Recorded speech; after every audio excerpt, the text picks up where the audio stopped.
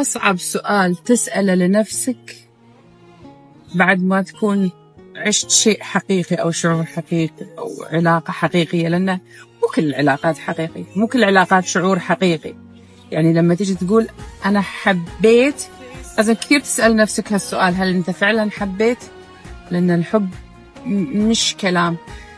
فأصعب سؤال تسأله لنفسك بعد ما تشوف أنك أنت هذا الشخص اللي أنت فعلا حبيته حب حقيقي وهو صدر لك أنه كان يحبك، أصعب سؤال من بعد العلاقة دي ما تخلص، وهل أنت فعلا كنت تحبني جد ولا أنت كنت كذاب وممثل لدرجة أنت ما اكتشفت نفسك أنك كذاب؟